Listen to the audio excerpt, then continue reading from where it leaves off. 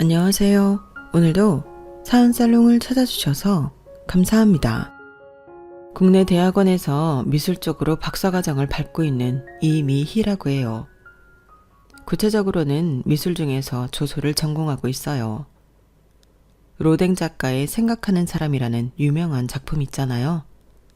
차력으로 그런 작품 빚으며 미술사까지 함께 공부하고 있네요. 최대한 박사과정에 충실하기 위해 맨날 대학 작업실에서 살다시피 해요. 덕분에 제 옷은 늘 허옇게 무언가가 여기저기 덕지덕지 묻어 있어요. 누가 보면 노숙자인 줄 알 거예요. 저희 엄마도 제 모습을 보면 거짓골이 따로 없다며 질색팔색을 하세요. 밖에 돌아다닐 때는 거울 좀 보고 옷 좀 갈아입고 다니라고요. 그런데 요 몇 개월 동안은 제 결혼식까지 준비하느라 정신이 더 없었어요. 이런 것들을 다 이해해주는 남친 덕분에 결혼 준비며 상견례까지 진행했던 거예요. 그런데 이해해주는 척했던 남친은 속으로 딴 마음을 잔뜩 먹고 있었더군요. 남친은 전형적인 마마보이라서 본인 엄마의 말도 안 되는 계획에 충실히 따르고 있더라고요. 그 추악한 속내를 상견례 당일, 그것도 30분 전에 알게 됐어요. 정말 벼랑에서 떨어져 한 줄기 동아줄을 발견한 심정으로 용기를 내어 기어 나왔어요. 상견례고 뭐고 다 파토내고 말이죠. 지난 5년간 함께한 남친과의 세월을 단숨에 쪽 내고 나와버렸네요. 남친네 집안 식구들이 다 이상한 사람이란 건 진작에 알고 있었어요. 하지만 남친만은 진실하고 착한 사람이라고 생각했기에 결혼까지 하려고 했었어요. 제가 아직 20대이기에 철이 없어도 너무 없는 것 같아요. 결혼을 너무 쉽게 생각한 것도 있고요. 저희 친정엄마며 제가 친언니처럼 따르는 지인까지 제 결혼을 쌍수 들고 반대했는데 그들의 판단이 참 객관적이고 현명한 거였어요. 진작 싹을 잘라버렸어야 했는데 참으로 어리석었네요. 여러분, 주위에서 반대하는 결혼이 있다면 반드시 정신 차리고 다시 한번 생각해보세요. 눈에 콩깍지가 씌워졌을 땐 제대로 된 판단이 내려지질 않더라고요. 특히나 어른들께서 내 남친 여친과의 교제를 반대한다면 꼭 귀 기울여 보세요. 아마 내가 외면하고 있던 단점들이 우르르 쏟아져 나올 거예요. 나보다 세상을 오래 산 어른들의 말씀이 100번 옳더라고요. 아직 결혼을 해본 건 아니지만 막상 결혼해서 콩깍지가 벗겨지면 어른들이 지적한 단점들이 눈등이처럼 크게 느껴질 것 같아요.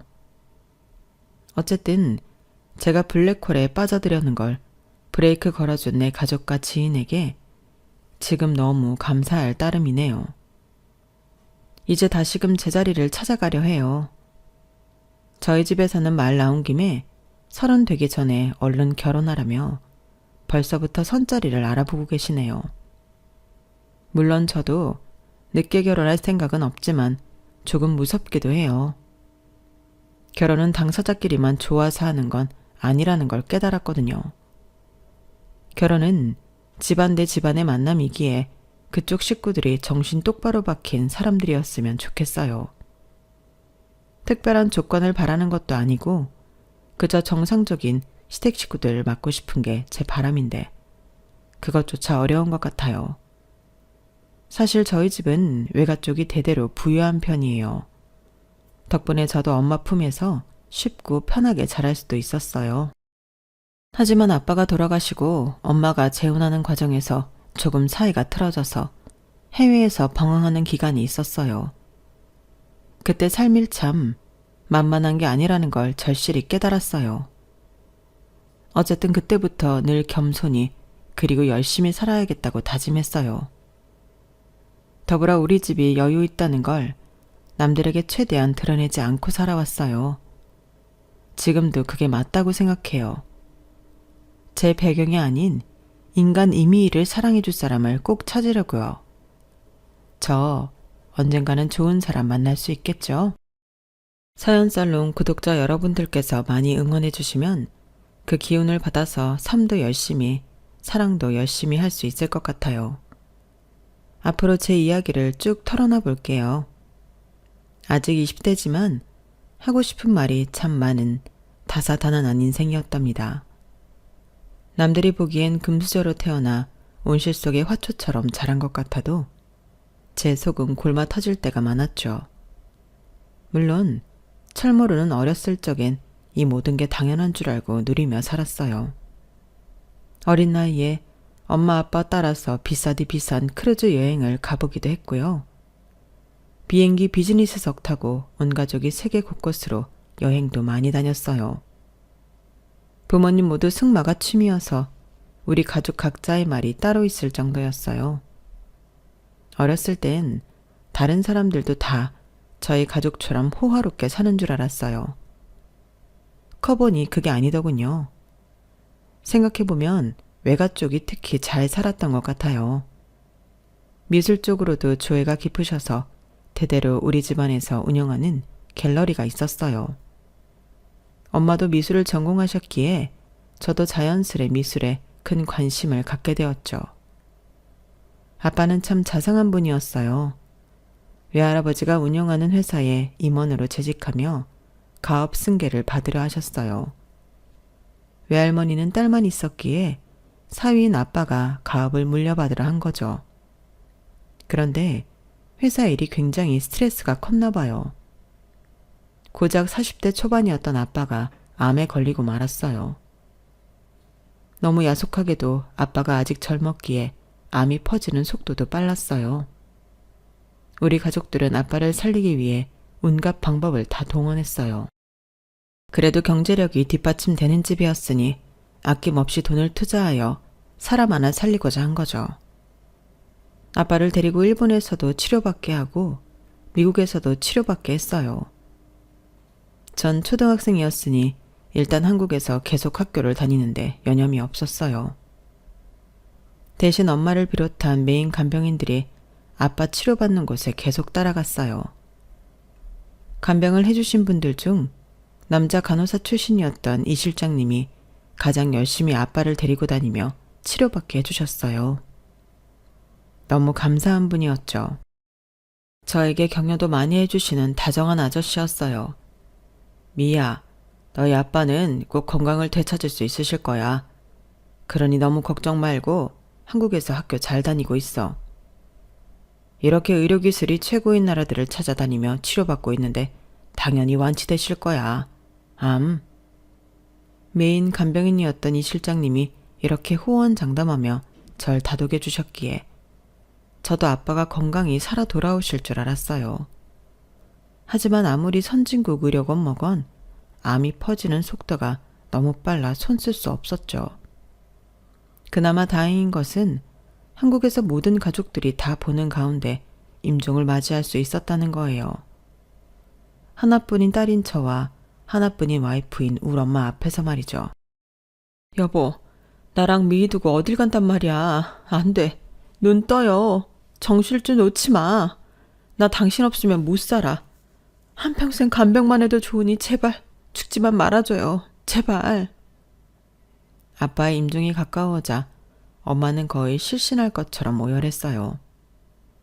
전 아빠의 귀에 대고 소리 지르는 엄마를 붙잡으며 이렇게 말했죠. 엄마, 사람이 죽을 때 청각이 가장 늦게 사라진다고 하잖아요. 그러니 아빠 귀에 대고 그렇게 소리 지르지 말고 소근소근히 하고 싶은 말 제대로 하세요. 이제 마지막 기회잖아요. 전 아직 초등학생이었지만 엄마에 비해 이성적이었던 것 같아요. 아빠가 돌아가시고 장례식 때도 거의 실신한 엄마를 대신해 손님들과 인사도 제가 나누었어요. 지금 생각해도 제가 참 어른스러웠네요.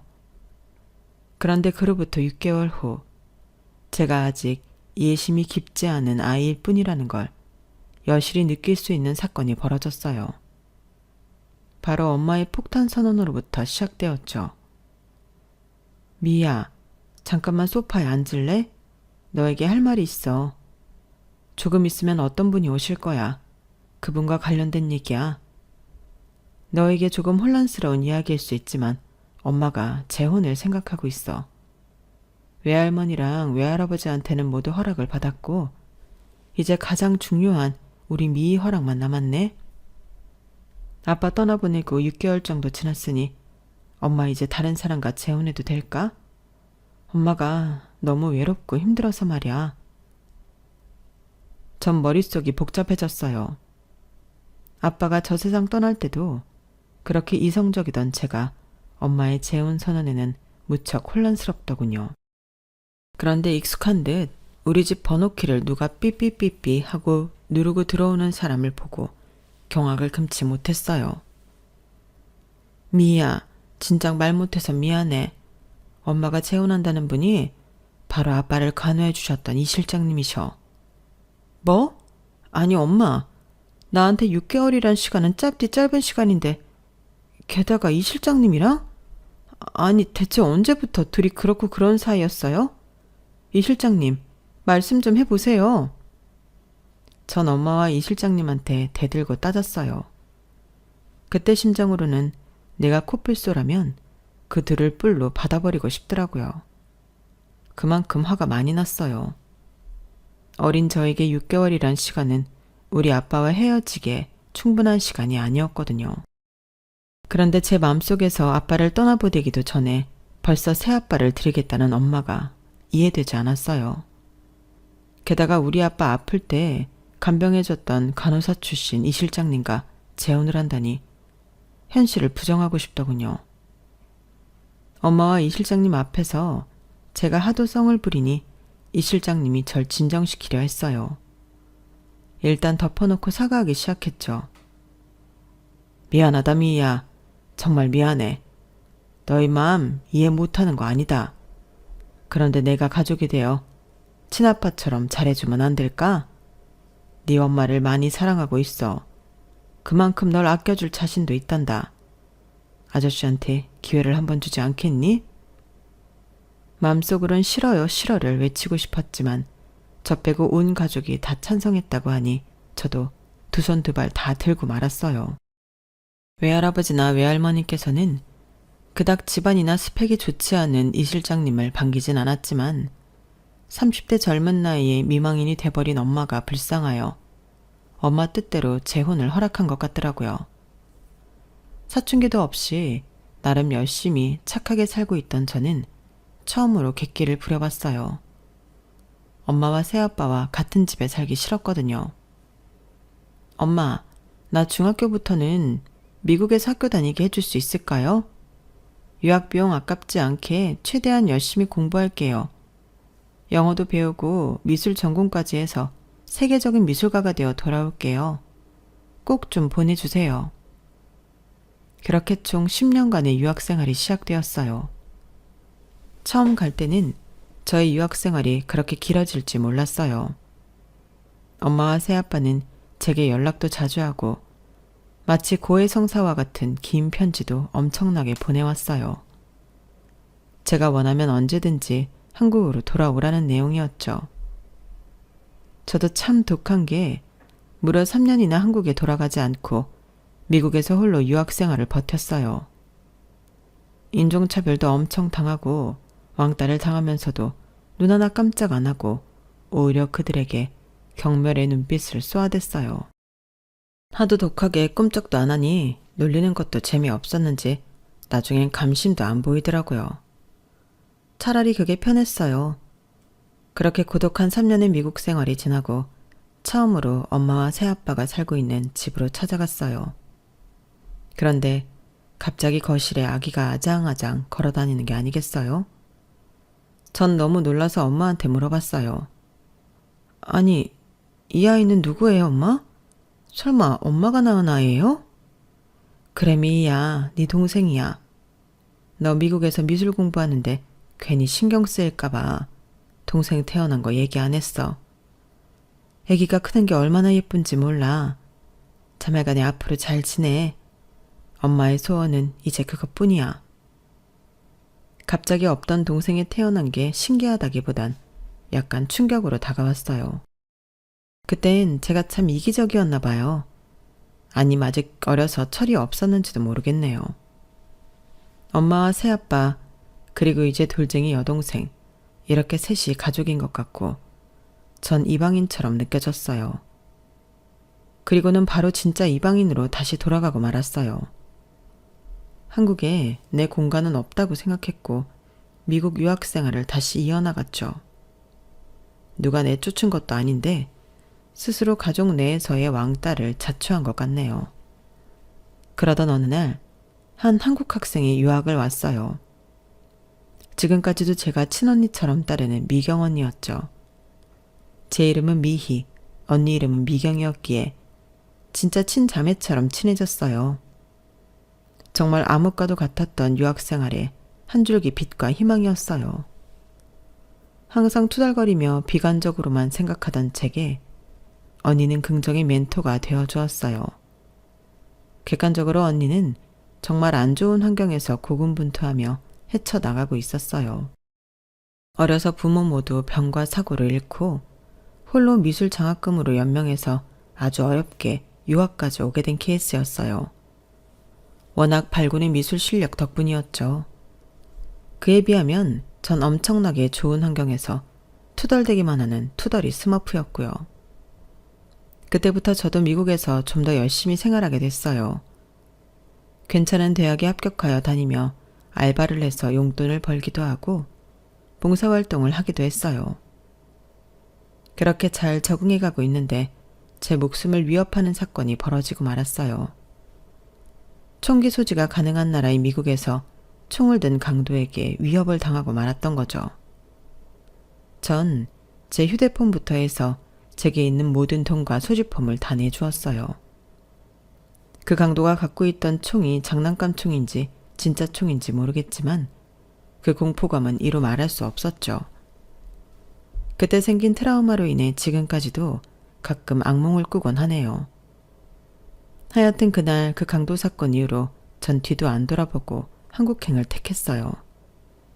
왜냐하면 생사의 기로에 서니 우리 엄마 생각밖에 안 났거든요. 자나깨나 외국에서 혼자 사는 내 걱정만 하는 우리 엄마가 너무 보고 싶었죠.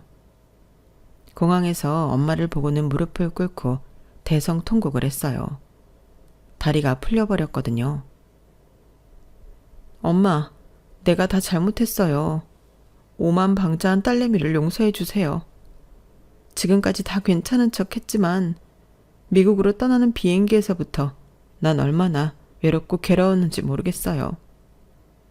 쿨한 척한 건 다 연기였어요. 엄마 사랑해. 다신 엄마 곁을 안 떠날 거야. 그래, 우리 딸. 지난 10년간 오매불망 얼마나 널 그리워했는지 몰라. 엄마가 재혼을 선택하는 바람에 우리 딸이 엄마를 떠나버릴까봐 너무 무서웠어. 우리 다시는 헤어지지 말자. 알았지, 우리 딸? 통곡하는 우리 모녀 옆에 서 있던 제 여동생과 새아빠가 절 안아주었어요. 이로써 새아빠와 여동생까지 모두 진짜 내 가족이 된 것 같은 느낌이었어요. 무슨 객기로 10년이나 가족 곁을 떠나 머나먼 타국에서 홀로 버텼는지 모르겠네요. 여튼 기나긴 저의 타국 생활은 그렇게 막을 내렸어요. 이제 한국에서 대학원 생활을 계속 이어가게 됐어요. 어느 날 버스를 타려고 기다리고 있는데 정류장에서 어떤 행색이 초라한 할머니가 엉엉 울고 있는 거 아니겠어요? 절 보더니 붙잡고 울며 하소연하기 시작했어요. 아유, 억울해 미치겠네. 내 말 좀 들어보소. 내가 까막눈이라 핸드폰 약정이며 계약서며 아무것도 모른다오. 그저 젊은 총각들이 시키는 대로 공짜폰 만들어주겠다고 해서 사인했는데 요금이 몇십만 원이 나오지 뭐야. 나 폐지 주어서 하루 벌어 하루 먹고 사는 노인인데 당장 어디서 몇십만 원을 벌어온단 말이야. 전 그 할머니의 딱한 사정을 듣고는 분노에 차서 할머니와 함께 그 핸드폰 가게로 갔어요. 제 인생에서 그렇게 소리치며 매섭게 사자우를 지른 건 처음이었네요. 당신들, 글 모르는 할머니를 상대로 사기를 쳐먹어? 그러니 폰팔이라는 말이나 쳐듣는 거야. 당신들, 내가 콩밥 제대로 먹일 거야. 두고 봐. 전 그 자리에서 바로 경찰을 불렀고 최대한 증거까지 확보할 수 있도록 도왔어요. 그 사건을 계기로 까막눈 어르신들을 가르치는 야학 봉사활동에 있다는 걸 알게 됐고, 제 미술 재능 기부와 함께 봉사활동을 열심히 하게 되었어요. 어르신들에게 도예도 가르쳐드리고 기초 회화 및 영어, 한글까지 제가 가르칠 수 있는 모든 걸 다 하고 싶었어요. 그곳에는 봉사의 뜻을 함께하는 직장인들과 대학생들이 모여들기 시작했어요. 다들 선한 마음을 갖고 있는 사람들이라 쉽게 친해질 수 있었어요. 여느 때와 다름없이 아주 작은 공간에서 수업 준비를 하고 있는데 갑자기 아랫배가 미어지게 아픈 거 아니겠어요? 집채만한 파도가 몰려오듯이 점점 엄청난 고통이 오더군요.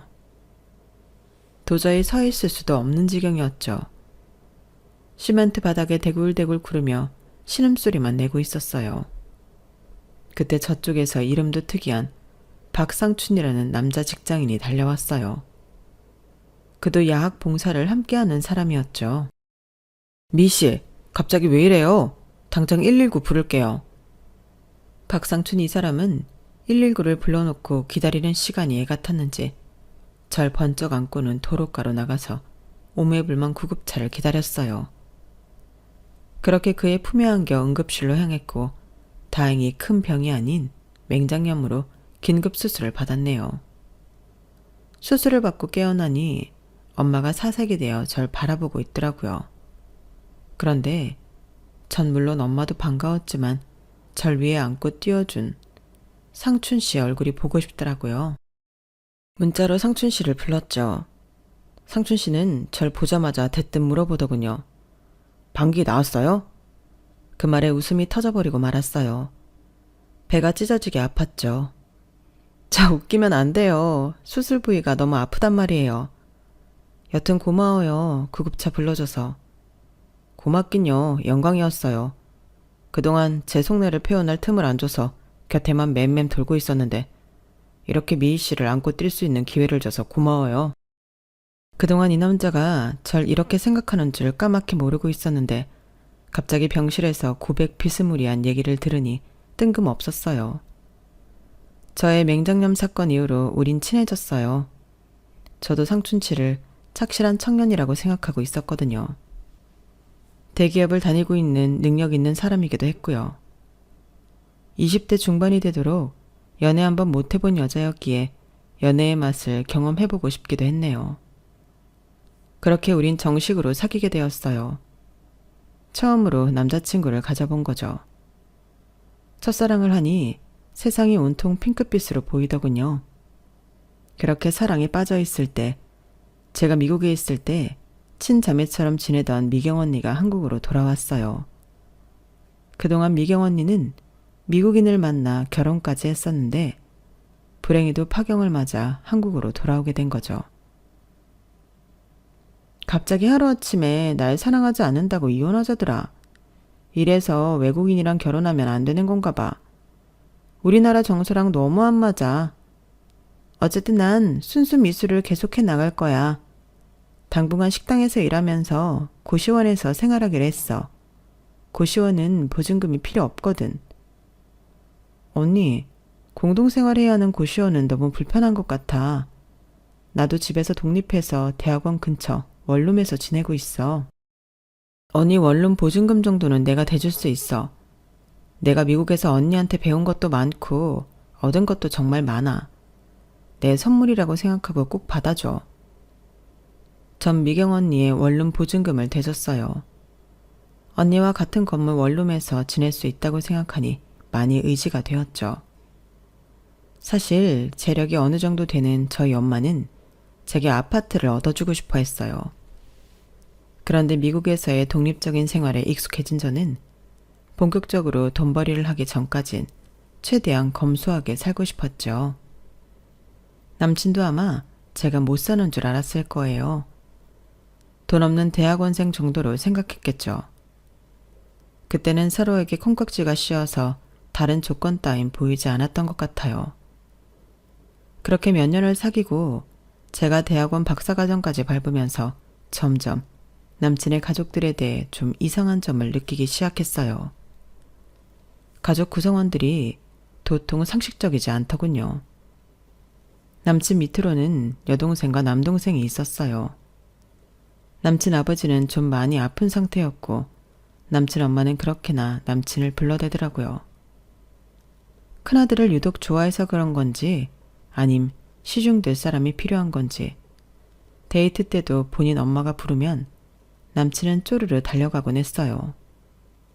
완전 마마보이가 따로 없었죠. 남친 엄마는 진짜 이상한 사람이었는데 하루는 남친이 아빠 수술비를 제게 좀 빌려달라고 하더라고요. 뭐? 500만 원? 집안에 그 정도 돈도 없어? 자기 대기업 연봉이 얼만데 그동안 모아놓은 돈이 그렇게도 없는 거야? 아버님 위급하시다고 했지?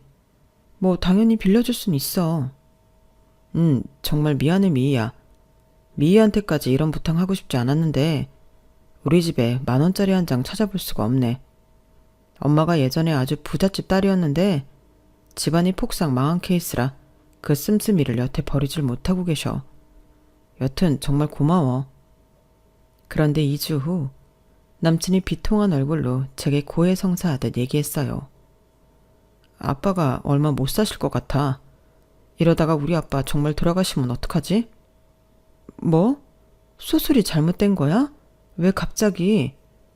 실은 수술을 제때 받지도 못했어. 수술비로 미희가 준 돈, 그걸로 엄마가 갑자기 전신 지방 흡입이며 성형수술을 하시는 바람에 다 날려버렸어.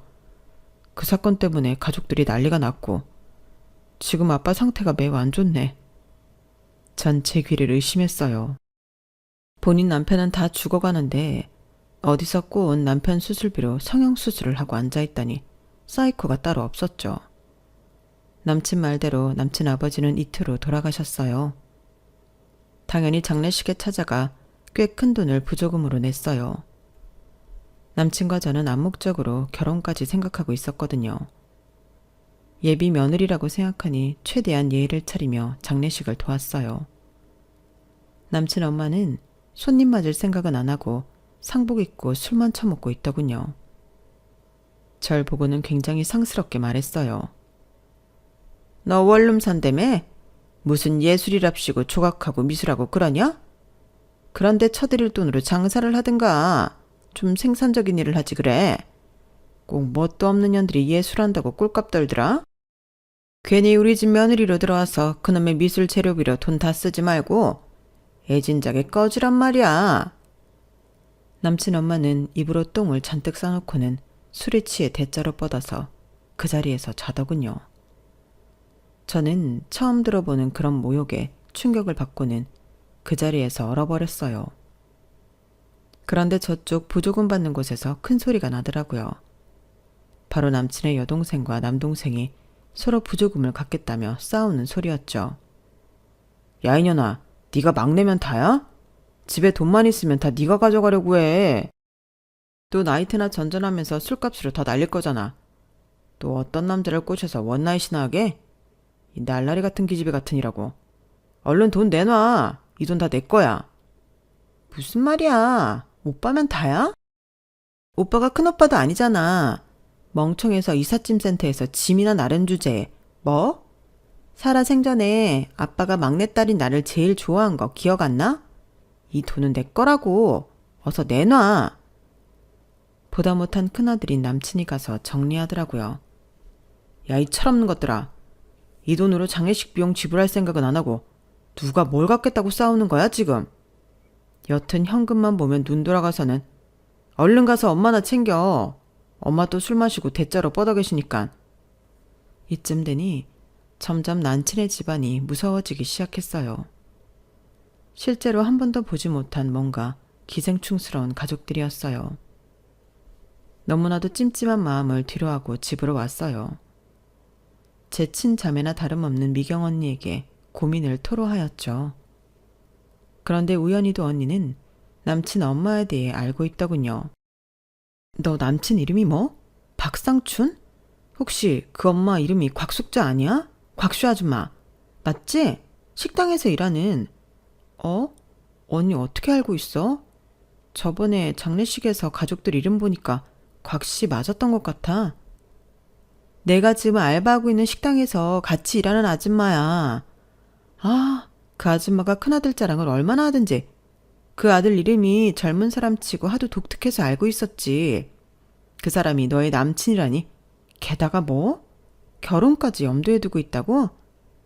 곽씨 아줌마가 어떤 여자인 줄 알기나 해? 그 아줌마가 계산한답시고 돈 통에 손대려던 게 한두 번인 줄 알아? 내가 적발해서 사장한테 이르려고 하니 아주 손이 발이 되게 빌더라고. 그래서 몇 번 눈 감아줬지. 맨날 남 뒷담화에 쌈따게 아무것도 없는 아줌마 같은데 웬 자랑질은 그렇게 하던지. 진짜 밥맛이야. 그런 교양 없는 아줌마를 시어머니로 모시겠다고? 다시 생각해 미희야. 이건 진짜 아니야. 미경 언니의 조언을 듣고는 저도 남친과의 관계를 다시 생각하기로 했어요. 도저히 그 집안의 며느리로 들어가 살 자신이 없어지더라고요. 부친상을 치른 지 얼마 안 돼 힘들어 보이는 남친에게 어렵게 이별을 고했어요. 당연히 남친은 절 붙잡고 대성통곡을 하며 절대 못 헤어진다고 하더군요. 저도 같이 울며 거의 부탁했어요. 제발 헤어져 달라고요. 일방적으로 이별을 통보하고 떨어져 있었지만 착했던 남친이기에 마음에서 지우기 쉽지 않았어요. 무려 1년간 남친은 절 쫓아다녔어요. 그리고는 제 생일에 선물이라며 두꺼운 다이어리를 꺼내더군요. 그것만 전해주고 돌아갔어요. 우리가 봉사활동을 하며 만난 첫 순간부터 저에 대한 편지를 적은 다이어리였어요. 참으로 구구절절하고 애절했어요. 달콤했던 연애 시절도 고스란히 적혀 있었고요. 그걸 받고는 전 완전히 항복했어요. 제 눈엔 다시금 콩깍지가 장착되었고 남친의 마음을 받아줬어요. 우리 커플은 극적으로 재회하게 되었어요. 무려 1년 반 만에 말이죠. 그동안 남친의 남동생은 속도 위반으로 형보다 먼저 결혼을 했더군요.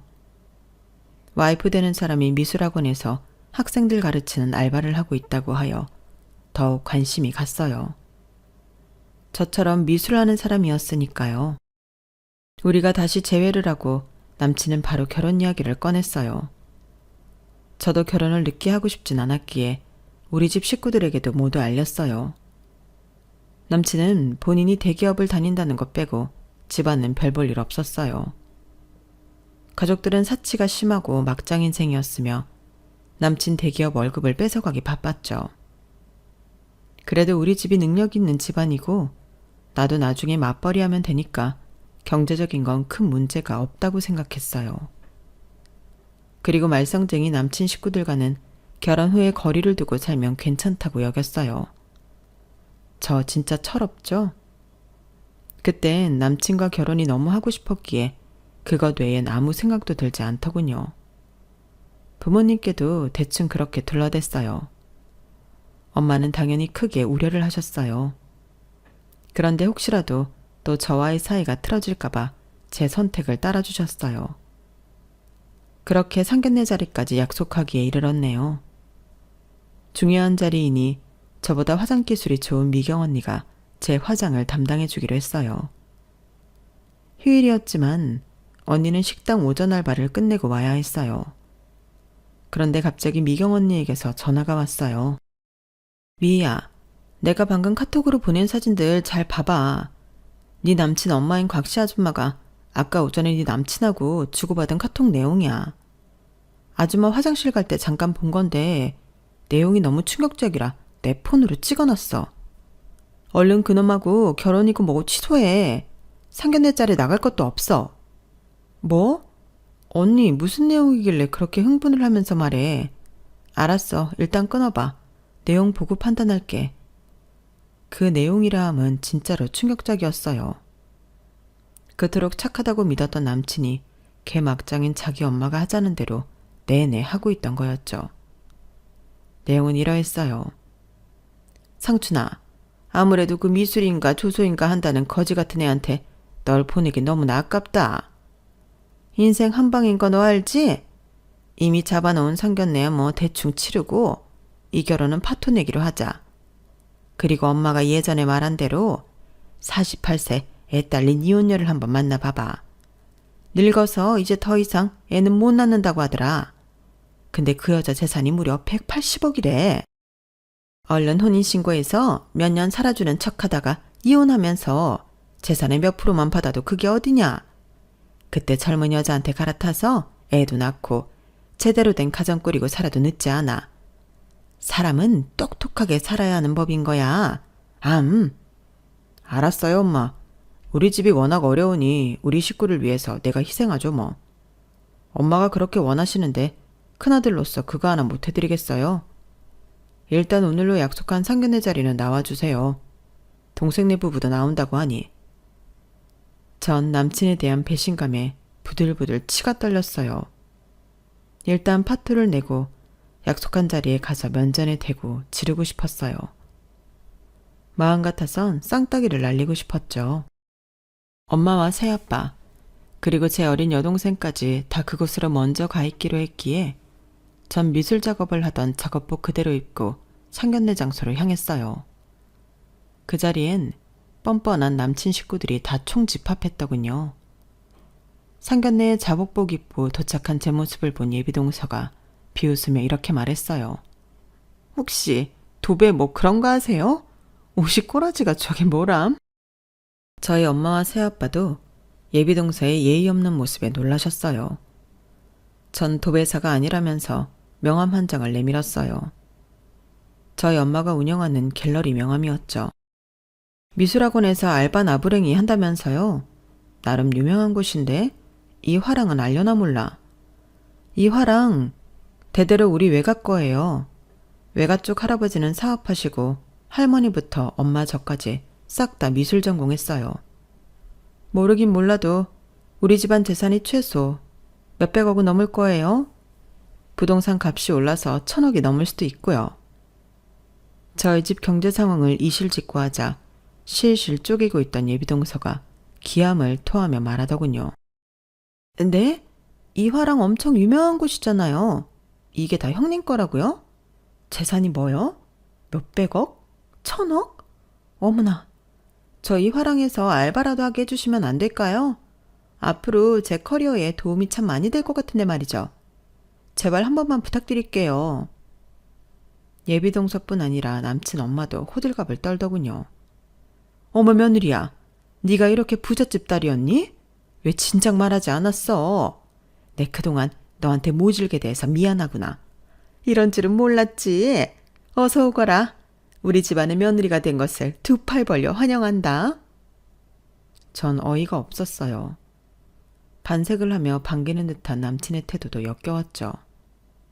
자기야, 자기네 집이 부자인 거 왜 비밀로 한 거야?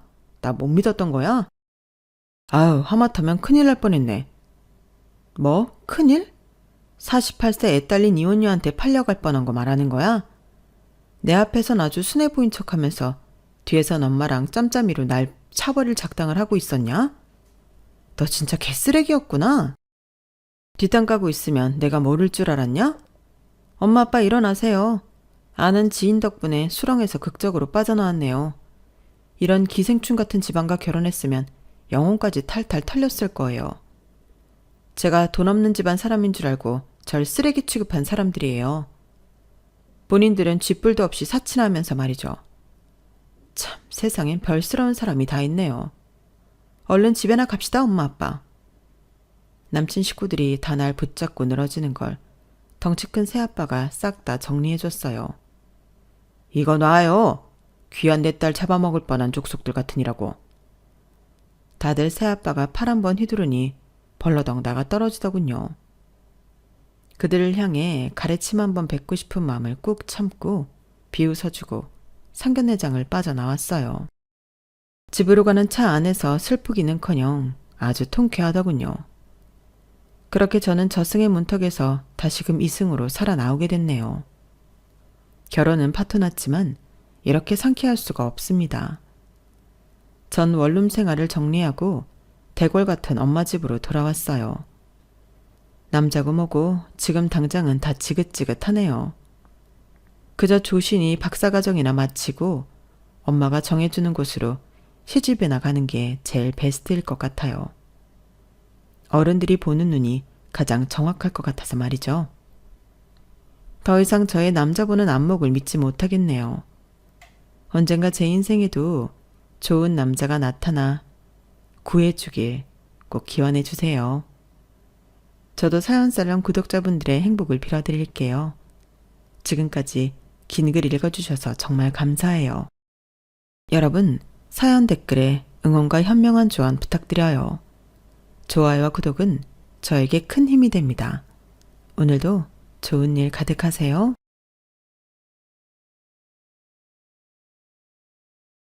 안녕하세요. 오늘도 사연살롱을 찾아주셔서 감사합니다. 환갑을 앞둔 여성이에요. 저는 7년 전에 외동딸을 사고로 잃었어요. 남편 없이 혼자 키운 딸이라서 제 목숨보다 더 귀하게 여기던 아이였기에 상실감과 슬픔은 이루 말할 수 없었어요. 딸아이는 고등학교 동창과 결혼해 2살짜리 딸을 두고 있었는데 그 어린 딸을 두고 눈을 감으려니 얼마나 가슴이 찢어졌을까요. 그 생각에 저는 한동안은 자다가도 일어나 먹먹한 가슴을 주먹으로 치곤 했답니다. 그런데 세상에 그렇게 금슬이 좋았던 사위가 내 딸 앞으로 나온 거액의 보험금을 받자마자 딸 자식도 장모한테 내던지고 홀랑 도망을 쳤지 뭡니까. 세상에 믿을 놈 하나 없다고 하지만 그래도 믿었던 사위였기에 배신감은 이루 말할 수가 없었어요. 하루아침에 딸도 잃고 사위는 도망가고 밤마다 제 엄마를 찾는 소녀딸을 떠안게 된 저는 정말이지 살아갈 희망조차 없었어요. 내 인생이 왜 이리 기구한 건지 한숨만 나오는 나날이었죠. 그런데 1년 만에 집 나간 사위를 찾았지 뭡니까. 그럼 지금부터 내 딸 사망보험금을 들고 집 나간 괘씸한 사위놈의 이야기를 전해드리겠습니다. 이혼을 앞둔 부모가 가장 걱정하는 것 중 하나가 바로 자녀 문제일 거예요. 8년간의 결혼 생활을 끝으로 이혼을 결심했던 저 역시도 우리 딸 때문에 이혼이 망설여졌어요. 신혼 초부터 시작된 시어머니의 도를 넘는 간섭과 남편의 잦은 외도, 그리고 급기야 시작된 폭력까지. 이혼 사유는 처음부터 차고 넘쳤지만 딸아이를 생각해 이혼만은 않으려고 노력했어요. 내가 잘하면 달라질 거야. 주문을 외우듯 스스로를 다독여가며 버티는 시간이었어요. 지금 생각해보면 신혼여행에서 돌아와 시댁에 인사를 드리러 갔을 때부터 이 결혼이 잘못됐다는 걸 깨닫고 있었는지도 모르겠네요. 신혼여행지에서 사온 시부모님과 시누이, 시동생 선물을 꺼내자마자 어머님이 대뜸 이러시더라고요. 이거 누구 돈으로 샀니? 딱히 누구 돈이라고 할 거 없이 신혼여행 경비로 산 거라서 잠시 머뭇거렸더니 어머님이 깊은 한숨을 쉬시며 그러시는 거예요. 야, 내가 진작부터 말하고 싶지만 꾹 참고 있었다만 너 돈 쓰는 거 보니 오늘은 확실히 짚고 넘어가야겠다. 난 말이다. 내 아들이 고생고생해서 번 돈을 네가 펑펑 쓰고 사는 꼴은 절대 못 본다. 듣자 하니 너 다니던 직장도 그만뒀다며? 아니, 한창 젊을 때 열심히 일해서 돈 모을 생각을 해야지. 어떻게 결혼하자마자 일 그만두고 집구석에서 빤빤히 놀 생각을 하니? 내 아들이 네 물주니? 네 부모라도 돼? 왜 내가 금지어겨 키운 아들 등골 빼먹을 생각을 하느냐고. 네가 정 그렇게 일하기 싫다면 내 집에 와서 밥하고 청소라도 해. 그러면 매달 파출부일당은 줄 테니까. 설마 이 정도도 못하겠다고 하지는 않겠지? 사실 제가 직장을 그만둔 건 제 뜻이 아니었어요. 제가 혼전 임신을 하기도 했고 남편이 제가 일하는 걸 반대했기 때문이거든요. 요즘은 혼수로 손주를 임신해 간다는 말이 있을 정도로 혼전 임신이 그리 큰 문제가 아니지만 저 때만 해도 남사스럽고 창피한 일이라고 여겨지는 행동이었어요. 그래서 친정 부모님과 시댁에 비밀로 했던 건데 이런 오해가 생기니 더는 입 다물고 있을 수가 없더라고요. 그래서 남편을 시켜 말씀드리게 했는데 그걸 들으신 시어머님이 불같이 화를 내시는 거예요. 어디서 이런 근본도 없는 걸 데려온 거야? 아니, 결혼도 안 한 여자가 몸을 얼마나 함부로 굴렸으면 결혼도 하기 전에 임신을 해? 네 친정에서는 이걸 알고도 나한테 이런 방구도 안 했던 거니? 딸 자식 교육을 이따위로 시켜놓고도 사과 한마디 않고 어쩜 그렇게 뻔뻔하게 굴 수가 있느냐고. 내가 이런 꼴 보자고 지금까지 기를 쓰고 산 거니? 아유, 내 팔자야. 며느리 하나 잘못 들여서 이게 무슨 개망신이야. 혼자 임신을 한 건 죄송하지만 그렇다고 애를 저 혼자 낳는 건 아니잖아요. 그런데 모든 흉은 제 몫이었어요. 제가 몸을 해프게 굴린 탓이고 제가 정도관념이 없는 여자인 거고 제가 시무무 알기를 개떡같이 안 탓이었죠. 그런데 말이죠. 이런 일방적인 결론을 내리는 시어머니보다 더 미운 사람이 있었어요. 그건 바로 혼자 임신의 공범인 제 남편이었어요. 제가 동정녀 마리아도 아니고 혼자 스스로 임신을 한 건 아니잖아요. 남편이 일조했으니 생긴 일이니까요. 그런데 어쩌면 그렇게 이기적으로 자기만 쏙 빠져나가는지 정말 세상에 믿을 놈 하나 없다는 생각이 들더라고요. 어머님이 제게 원색적인 비난을 퍼붓는데도 말 한마디 거드는 것도 없고 남의 일인 양 자기는 자리에서 일어나 딴전을 부리더라고요. 그때 그 인간의 실체를 알아봤어야 하는 건데 멍청하게 그런 인간과 수년을 살았네요. 아무튼 그날 이후로 시어머니는 수시로 저희 신혼집에 드나들었어요. 집에 오셔서는 현관에 들어서자마자 신발장을 열어 젖히고는 혹시라도 낯선 놈 신발은 없는지 검사를 하시더군요. 집 안에 들어오셔도 온 집안을 살피시며 코를 킁킁거리며 냄새를 맡아댔어요. 아니, 냄새를 맡으면 당신 아들 냄새인지 딴 놈 냄새인지 알 수 있는 건가요? 그런데도 저 보란 듯이 매번 그러시더라고요. 그리고는 꼭 이렇게 못을 박았어요. 자고로 몸 함부로 내돌리는 여자는 폐가망신의 지름길인 거다. 네 뱃속의 애를 생각한다면 네 스스로 행동거지를 제대로 하고 살아. 나중에 자식까지 남의 손가락질 받게 하지 말고. 매번 도가 넘치게 저를 환양년 취급을 하는 통에 어머님의 한마디 한마디가 제게는 비수가 되어 꽂혔어요.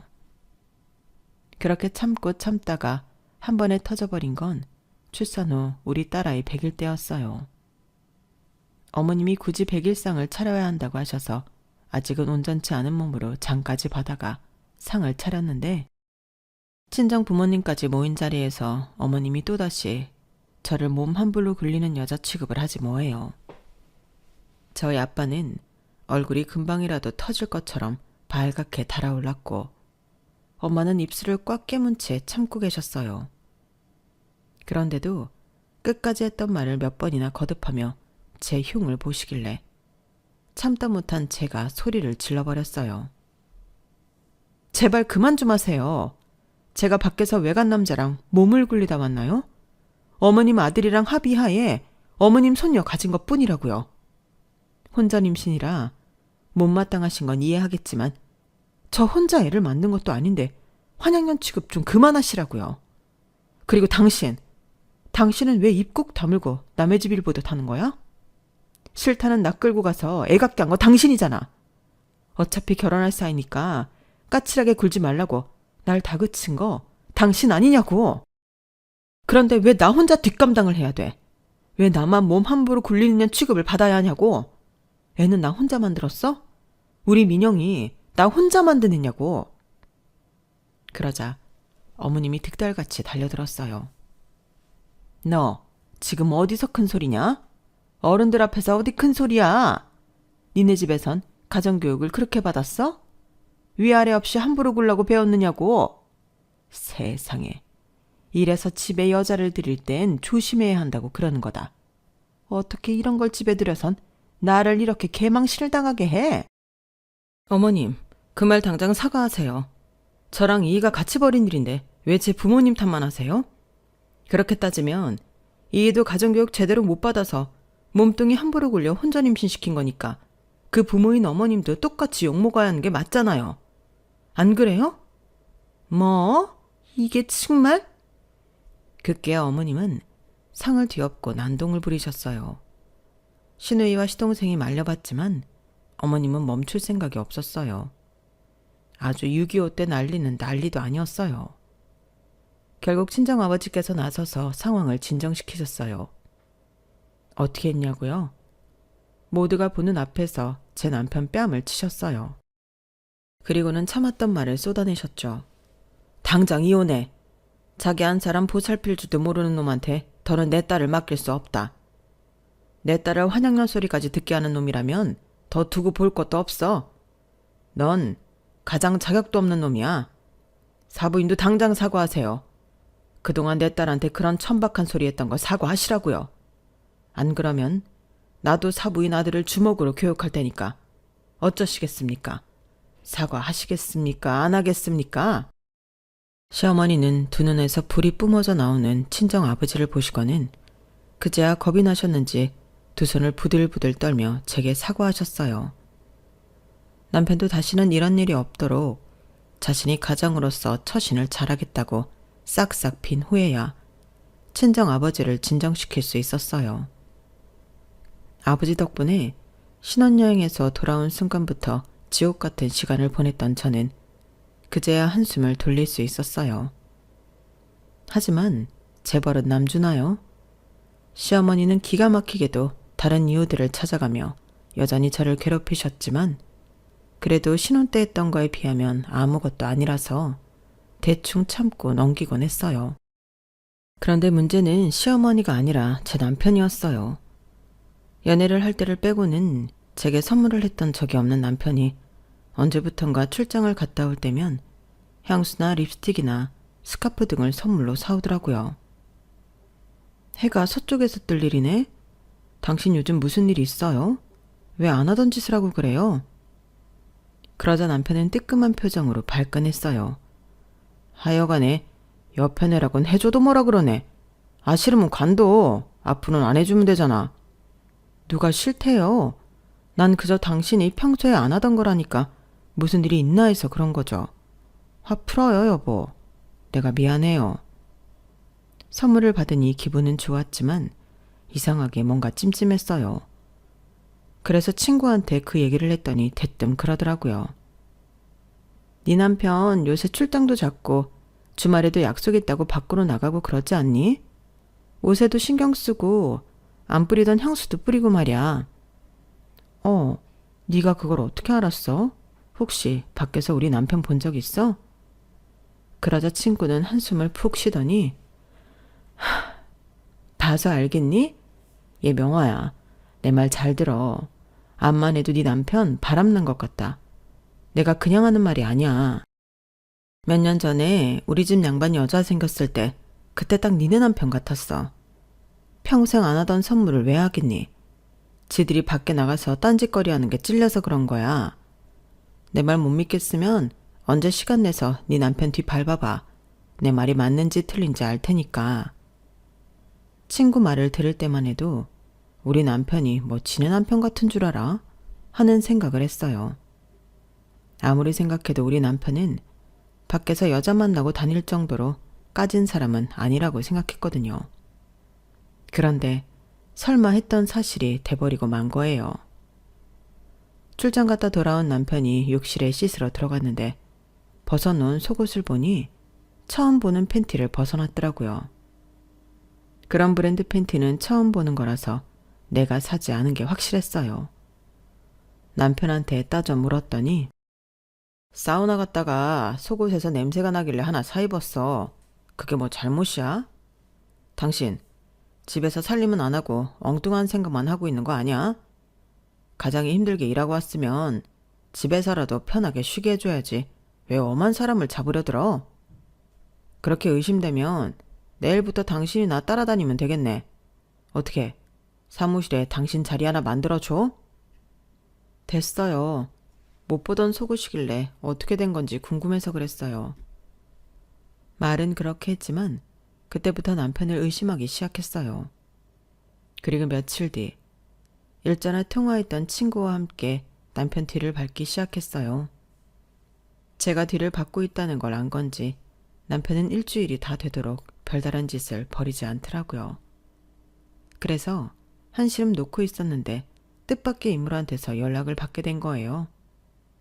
그건 바로 시어머니였어요. 야, 넌 근처까지 왔으면 집에 들렀다 가지 인사도 않고 바로 가버린 거니? 왜? 내가 너 보고 뭐라고 할까봐 도둑놈처럼 몰래 도망친 거야? 네? 그게 무슨 말씀이세요? 제가 언제 도망을 가요? 얘 좀 봐라. 끝까지 우리발이네.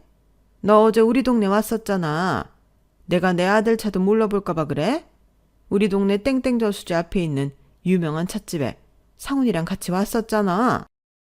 차만 떡하니 세워놓고 어디를 간 건지 한참을 기다려도 안 나오길래 그냥 돌아왔다. 보조석에 핸드백 놔둔 것까지 다 봤으니까 발뺌할 생각하지 마. 설마 했는데 남편의 불륜은 사실이었던 거예요. 게다가 다른 사람도 아니고 어머님이 당신 아들 불륜 현장을 잡아서 며느리한테 알려준 셈이니 웃어야 할지 울어야 할지 모르겠더라고요. 어머님 말씀대로 보조석에 여자 핸드백까지 있었더니 확실한 증거였으니까요. 그 후 흥신소 사람을 붙여 남편 뒤를 조사시켰더니 같은 회사 여직원이랑 1년 넘게 만나온 사이라는 걸 알 수 있었어요. 그 일로 남편과 사니 못 사니 난리를 피웠고 남편이 다시는 그런 일 없을 거라고 각서까지 쓰고 여직원은 따로 결혼할 사람이 있다면 저만 입을 다물어주면 회사도 그만두고 앞으로 내 남편 앞에 얼씬도 안 하겠다고 해서 참고 넘어가 주기로 했어요. 하지만 한 번이 어렵지 2번, 3번은 쉽다고. 그 후로도 남편은 여자 문제를 일으켰고 결국 이혼을 결심하게 되었어요. 남편의 마지막 불륜 때는 이미 이혼을 결심한 상황이어서 두 연놈을 간통으로 고소했기 때문에 자연히 이혼까지 이어지게 되었어요. 남편이 여자 문제를 일으킬 때마다 딸아이를 생각해서 참고 넘겼는데 이놈의 인간이 지가 무슨 짓을 해도 내가 이혼을 안 할 거라고 확신을 했는지 날이 갈수록 더 가관이더라고요. 게다가 부모가 매번 이런 일로 싸우는 모습을 보이는 게 딸아이한테는 교육적으로도 안 좋을 것 같아서 이혼을 하게 됐어요. 결심을 하기까지 8년이나 걸렸지만 막상 하고 보니 그동안 뭐하러 참고 살았나 싶더라고요. 물론 딸아이 입장에선 아빠 없이 살아야 하니 여러모로 힘들겠지만 그래도 밖에서 딴짓하는 아빠가 있는 것보다는 그리움을 가지고 떨어져 사는 게 낫겠다 싶었어요. 다만 딸아이한테는 우리가 왜 이혼을 했는지 그 이유는 비밀에 붙였어요. 나한테는 죽일로 밀지언정 딸아이한테는 그런 아빠로 기억되게 하고 싶지 않았거든요. 하지만 하늘 아래 비밀은 없다고 제가 모르는 사이 딸아이도 지 아빠가 어떤 사람이었는지 알게 됐던 모양이에요. 정확히 누가 얘기를 해줬는지는 모르겠지만 제 친정 식구들을 통해 들었을 거라고 짐작해요. 대놓고 아이한테 말은 안 했을지 몰라도 말이죠. 그래서 그랬는지 딸아이는 자라면서 단 한 번도 제게 아빠가 보고 싶다는 말을 하지 않았어요. 그래서 딱히 아빠에 대한 그리움이 없나 보다 했는데 그건 아니었더라고요. 딸아이는 고등학생 때부터 같은 반 남자아이 하나랑 단짝처럼 친했는데 그 아이한테는 자기 속 얘기를 곧잘하곤 했던가 봐요. 우리 딸이 그렇게 믿고 의지했던 친구는 다름 아닌 사위였어요. 사위는 우리 가정보다도 복잡한 가정사를 가지고 있었어요. 어릴 때 부모님이 이혼을 해서 엄마랑 둘이 살았는데 몇 년 뒤 엄마가 재혼을 하는 바람에 아빠한테 와서 살게 됐던가 봐요. 아빠 역시 재혼을 해서 가정을 이루고 있는 상황이라서 사위는 새엄마 입장에서 눈에 가시였을 거예요. 거기까지만 해도 충분히 힘들었을 텐데 고등학교 1학년 때 아빠마저 세상을 떠나셨다더군요. 새엄마라는 사람은 남편이 남긴 유산을 제 사위와 나눠야 했지만 그러기 싫어서 데리고 살았던가 봐요. 말이 데리고 사는 거지 애 교복 한 번 빨아주지 않고 따뜻한 밥 한 끼 차려주지 않았으니 한 집에 사는 이웃이나 다를 바 없는 상황이었어요. 제 딸은 그런 사위가 가여웠는지 저희 집에 데려와 밥도 같이 먹고 공부도 같이 하곤 했어요. 그러다 집에 마땅히 먹을 만한 게 없을 때면 당시 제가 하던 김밥집에 사위를 데려와서 같이 끼니를 해결하곤 했어요. 부모의 이혼으로 아픔을 가진 공통점 때문이었을까요? 딸아이와 사위는 이성 친구임에도 불구하고 자신의 속 이야기를 터놓는 사이이기도 했어요. 딸아이가 고등학교 2학년 말쯤에 전과 다르게 굉장히 신경질적으로 변한 적이 있었는데 그때 걱정하는 제게 사위가 그러더라고요. 실은 얼마 전에 민정이한테 모르는 번호로 전화가 왔었는데요. 민정이 아버님이랑 재혼하신 분인데 민정이 아버님이 위독하시다고 문병 좀 와줄 수 없냐고 그랬나 봐요.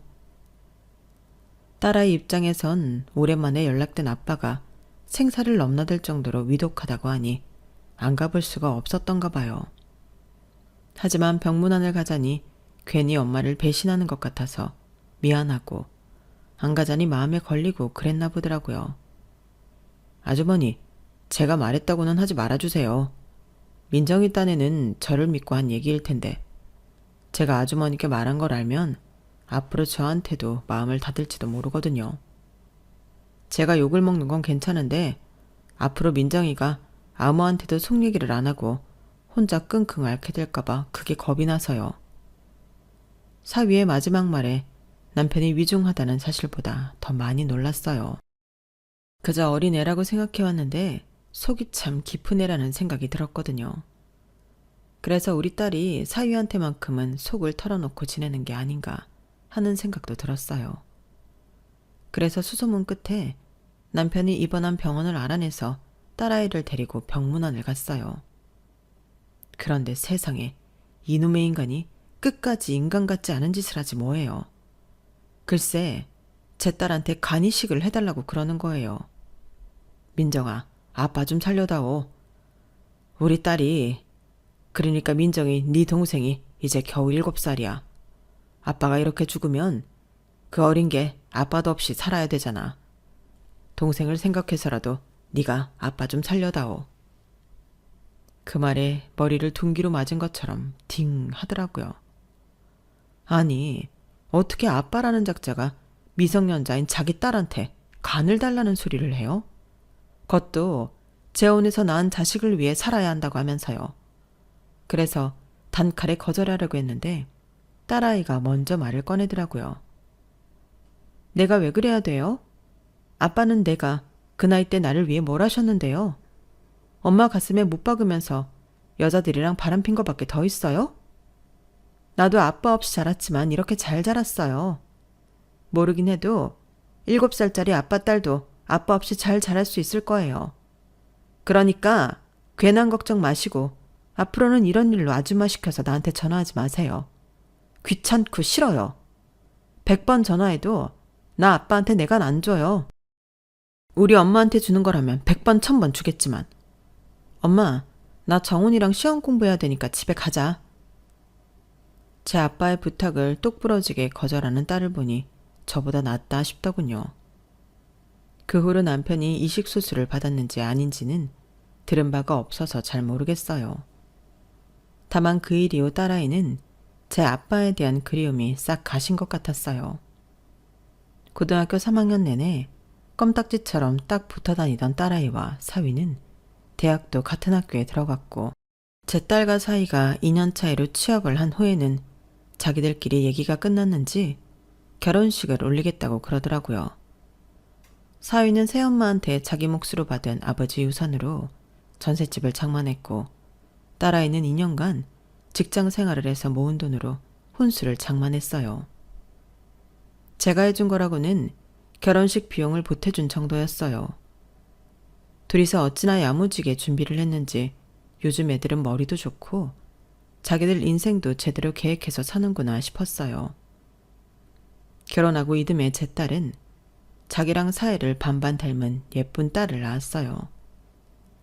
애가 애를 낳았다는 생각에 어찌나 울컥하던지 이제 엄마가 된 딸을 보면 속으로 많이 울었어요. 기특하고 고맙고 그랬거든요. 비록 부족한 엄마였지만 자식을 키워 결혼도 시키고 소녀딸까지 보고 나니 이제 내 할 일은 다 했구나 싶더라고요. 이제 힘든 시간도 다 갔으니 행복할 일만 남았다 생각했죠. 그런데 인생이 그렇게 녹록지 않더라고요. 예쁜 딸도 낳았고 이제 남편과 함께 알콩달콩 예쁜 가정을 이루고 살 일만 남은 줄 알았던 딸아이가 2년 뒤 사고로 세상을 떠난 거예요.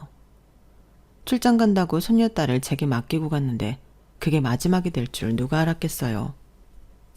사고 나기 불과 몇 시간 전까지도 엄마가 해준 김치찌개 먹고 싶다고 7시쯤 집에 도착할 테니 김치찌개 좀 해달라고 그랬는데 그렇게 허망하게 갈 줄이야. 남은 가족들도 그렇지만 한창 예쁜 짓을 하는 딸을 두고 황천길을 건너는 딸아이 마음은 얼마나 찢어지게 아팠겠어요. 그 생각을 하니 더 가슴이 미어져서 눈물이 멈추지 않았어요. 사위는 장례 기간 내내 먹지도 않고 잠도 안 자고 빈소에 앉아 제 딸아이 영정을 바라보고 있었어요. 어린 손녀는 제 엄마가 세상을 떠났는데도 아무것도 모른 채 제 아빠 품에 안겨 평소처럼 빵긋빵긋 웃더라고요. 그 모습을 보니 더 마음이 찢어지는 것 같았어요. 딸아이를 보내고 한동안 식음을 전폐한 채 가게도 직원한테 맡기고 집에 있었어요. 사위가 출근을 해야 해서 소녀딸을 돌봐야 했기에 억지로 침대에서 몸을 일으키기는 했지만 절반쯤은 정신을 놓고 사는 기분이었어요. 그나마 손녀딸을 돌봐야 한다는 책임이 아니었다면 모든 걸 다 놓아버렸을지도 모르겠네요. 자다 일어나면 엄마를 찾으며 우는 손녀딸을 보면서 내가 정신을 차려야 이 어린 걸 제대로 키울 수 있다고 마음을 다잡곤 했지만 밤이 되면 딸을 잃은 상실감에 컴컴한 심연 속으로 몸도 마음도 가라앉는 기분이었어요. 꿈에서도 딸아이 이름을 부르짖으며 온종일 헤매고 꿈에서 깨어나면 또 하루를 살아내야 하는 나날이 이어졌어요. 그런데 말라 비틀어진 풀포기 같던 일상을 깨우는 일이 벌어진 거예요. 믿었던 사위가 느닷없이 찾아와 손녀딸을 제게 떠넘기곤 이러는 거예요. 장모님, 저도 제 인생 살아야겠어요. 한창 젊은 나이에 죽은 여자 붙들고 살 수는 없는 거잖아요. 그러니까 예림이는 장모님이 맡아 키워주세요. 엄마가 없으면 외할머니라도 키워주셔야죠. 안 그래요? 참, 양육비로 1억 통장에 넣어드렸으니까 앞으로 저한테 연락은 안 하셨으면 합니다. 뭐 하셔도 안 받을 테지만요. 그 사람 집은 오후에 이삿짐센터에서 가져다 줄 겁니다. 그럼 안녕히 계세요. 아니 이보게, 그게 지금 무슨 소린가? 자네 지금 새 인생 살겠다고 자식까지 버리고 가겠다는 거야? 아니 세상에, 이게 도대체 무슨 경우인가? 이서방! 이서방! 사위는 자기 할 말만 하고는 뒤도 안 돌아보고 도망치듯 가버렸어요. 제 팔에 안긴 손녀딸은 제 아빠를 부르며 자지러지게 울어댔지만 사위는 끝내 돌아오지 않았어요. 도대체 뭐가 어떻게 된 건지 모르겠더라고요. 내막을 알게 된 건 며칠 뒤 보험 설계사를 통해서 그간 있었던 일을 전해 듣고서였어요. 사위가 며칠 전에 제 딸아이 앞으로 나온 거액의 사망보험금을 수령해 갔다고 하더라고요. 그러니까 이놈이 돈을 보자 눈이 뒤집혀서 자식도 버리고 새 인생 살겠다고 떠난 거였어요. 살던 집도 이미 정리했고 가전제품이며 가구는 업체에 맡겨 처분했더라고요. 손녀딸 물건과 딸아이 물건은 따로 박스 몇 개에 담아 업체 사람들이 전해주고 갔어요. 딸아이를 잃은 슬픔이 가시기도 전에 사위한테 뒤통수를 맞자 그제야 정신이 바짝 들었어요. 하긴 믿었던 남편놈도 나를 배신했는데 사위놈이라고 못할까? 어쩌면 내 인생의 남자들은 하나같이 이렇게 이기적인 놈들 뿐이지. 하도 분하고 화가 나서 이가 박박 갈렸어요. 사위가 집을 나가고 손녀딸을 키우며 살게 된 저는 하루하루 독을 쓰며 살았던 것 같아요.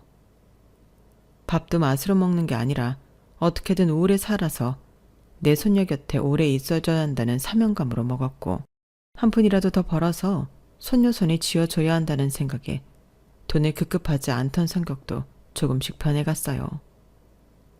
그렇게 1년이 어떻게 지나갔는지 모르게 후딱 흘러갔고 어느 정도 새로운 생활에 적응해 가기 시작했어요. 그런데 하필 그때 찢어 죽여도 시원찮을 사위 소식을 듣게 된 거예요. 저와는 여고 동창으로 우리 손녀 돌잔치에도 와주었던 친구가 제 사위를 봤다고 그러더라고요. 그런데 봤다는 장소가 병원이더라고요. 아주 다 죽어가더라고. 살이 얼마나 빠졌는지 나도 하마터면 못 알아볼 뻔했다니까? 명아, 너 정말 몰랐어? 자식도 버리고 가더니 아주 꼴 좋다. 내 남편놈도 그렇고 사위놈도 천벌 받은 게지. 돈도 많으니 죽을 병 아니면 어떻게든 고쳐서 살겠지 뭐. 그놈이 죽든 말든 이제 나도 상관없어. 말은 그렇게 매정하게 했지만 저도 사람인데 어떻게 사위 소식을 듣고 멀쩡할 수가 있겠어요. 그래서 손녀딸을 어린이집에 보내놓고 사위가 입원해 있다는 병원으로 갔어요. 병실에 들어갈 엄두가 안 나서 병실 밖 복도에 서서 안을 살피고 있었는데 누가 제 등을 톡톡 치더라고요. 놀라서 얼른 도망을 치려는데 그 사람이 저를 따라와서 그러는 거예요. 이정원 환자 아는 분 맞으시죠? 혹시 장모님이세요? 그걸 아주머니가 어떻게 아세요? 우리 사위가 내 얘기를 하던가요? 하다뿐인가요?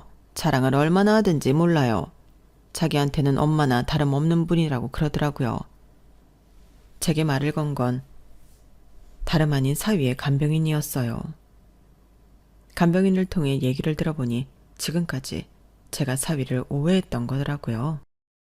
딸아이 장례를 치르고 얼마 안 돼서 회사에서 진행했던 건강검진 결과가 나왔는데 위암 판정을 받은 거예요. 도저히 믿을 수가 없어서 병원을 여러 군데 가보았지만 결과는 같았어요. 초기면 몰라도 꽤 진행된 상태라서 병원에서도 비관적인 얘기를 들었던가 봐요. 제가 딸을 잃은 지 얼마 안 됐는데 사위까지 잘못되면 너무 힘들어할까봐 사위는 그런 방식으로 우리 곁을 떠났던 거예요. 가진 돈을 다 주고 가면 제가 의심할까봐 돈에 눈이 멀어 자식도 버리고 떠나는 나쁜 놈으로 보이려고 일부러 돈까지 싸매고 갔던 거죠.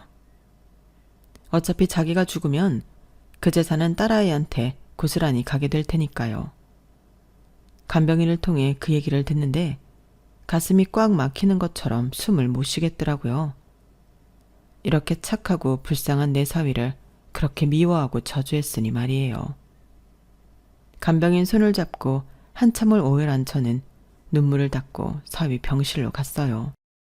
저를 본 사위는 놀란 표정으로 어쩔 줄 몰라 하더라고요. 그러는 와중에도 엉망이 되어버린 자신을 못 보게 하려고 얼굴을 감추는데 그 모습에 더 가슴이 무너졌어요. 이서방, 그러지 마. 그러다 주사바늘이라도 빠지면 어쩌려고 그래. 내가 안 볼게.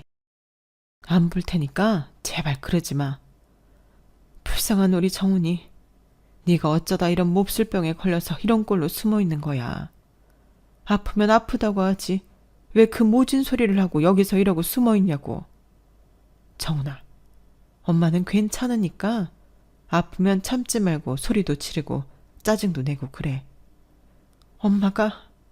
엄마가 우리 사위 옆에서 있어줄 테니까.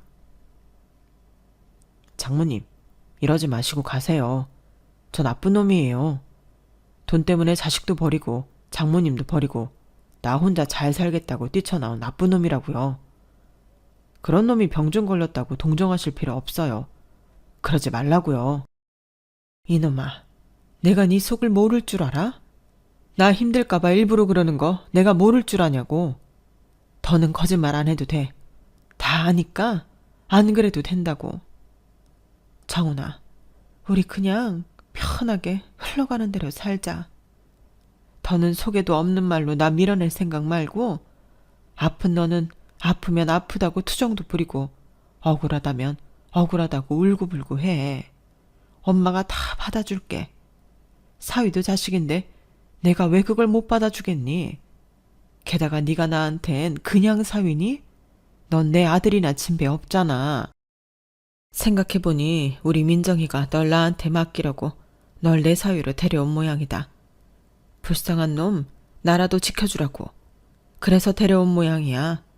그러니까 엄마한테 의지하고 우리 같이 암이랑 싸워보자. 방송에도 종종 나오지 않든 병원에서 못 고친다고 하는 병도 기적처럼 이겨내는 사람들 말이다. 우리한테도 기적이 없으리란 보장은 없는 거잖니? 그러니까 싸워보자. 혼자 외롭게 싸우는 것보다 같이 싸우는 게 더 힘이 나지 않겠어? 눈에 넣어도 안 아플 우리 예림이 재롱도 보면서 많이 웃고 좋은 생각 많이 하면 지독한 암세포도 제풀에 꺾여 사라질지도 모르잖니? 그러니까 포기하지 말고 우리 같이 싸워보자. 결국 사위는 저를 끌어안고 펑펑 울었어요. 풍채 좋던 녀석이 1년 사이 꼬챙이처럼 말라서는 뼈만 앙상한 걸 보니 억장이 무너지는 것 같았어요. 하지만 제가 그런 티를 냈다가는 사위가 더 힘들어할 것 같아서 이를 악물고 꾹 참았네요. 얼마 뒤 사위는 퇴원해서 저희 집으로 들어왔어요.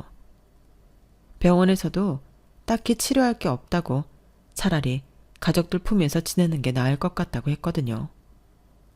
그 말은 돌려 말하면 가망이 없다는 뜻이었겠지만 그래도 우리는 쉽게 포기할 수가 없었어요. 아직 살아있으니까요. 죽지 않고 살아있는데 어떻게 목숨을 포기해요? 그래서 사위를 데려온 그날부터 저는 암투병에 관련된 책이며 방송이며 완치에 도움이 된다면 그게 뭐든 간에 다 찾아보면서 본격적으로 사위의 투병 생활을 도왔어요. 식단도 바꾸고 운동 스케줄표도 만들어서 나름 체계적으로 투병 생활을 이어나갔어요. 그렇게 1년이 지나고 2년이 지나고 병원에서 예상했던 생존 기간보다 훨씬 더 긴 시간을 살아내면서 조금씩 완쾌에 대한 기대감이 높아졌어요. 그리고 드디어 5년 만에 사위는 완쾌 판정을 받으면서 암 투병을 끝낼 수 있었답니다. 담당 의사를 만나 완쾌 결과를 듣던 순간 사위도 저도 기뻐서 눈물을 얼마나 쏟았나 몰라요. 죽은 사람이 살아 돌아온 기분이랄까요? 그동안 힘겨워하는 사위를 볼 때마다 속으로 딸아이한테 기도를 했었거든요. 이거사, 네가 그렇게 빨리 갔으면 최소한 사위는 내 곁에 남겨줘야 하는 거 아니니? 예림이를 생각해서라도 정훈이까지 데려가면 안 되는 거잖아. 그러니까 네가 좀 도와줘. 네 남편 우리 곁에서 오래오래 살 수 있도록 네가 좀 도와줘. 엄마가 돼서는 죽은 딸한테 이런 부탁을 하는 게 미안하기는 하지만 그래도 어쩌겠어요. 산 놈은 살리고 봐야죠.